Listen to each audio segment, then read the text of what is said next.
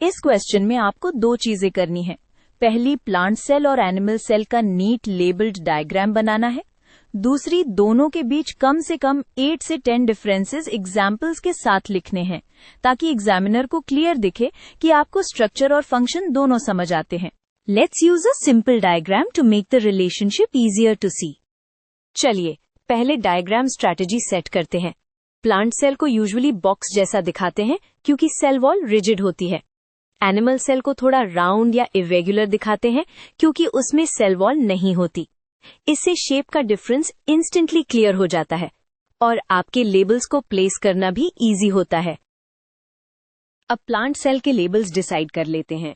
Rule simple है, जो चीजें प्लांट में स्पेशल होती हैं उन्हें जरूर इंक्लूड करो, जैसे सेल वॉल, क्लोरोप्लास्ट और एक बड़ा सेंट्रल वैक्यूल।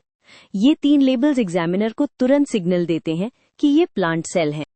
अब एनिमल सेल के लिए फोकस उन चीजों पर करो जो एनिमल सेल्स में कॉमन होती है, जैसे सेंट्रियोल्स और लाइसोसोम्स।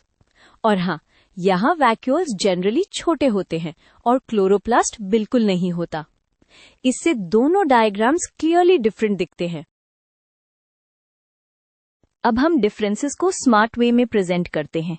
बेस्ट प्रैक्टिस ये होती है कि आप पॉइंट टू पॉइंट कंपैरिजन लिखो ताकि चेकिंग फास्ट हो और मार्क्स सिक्योर हो।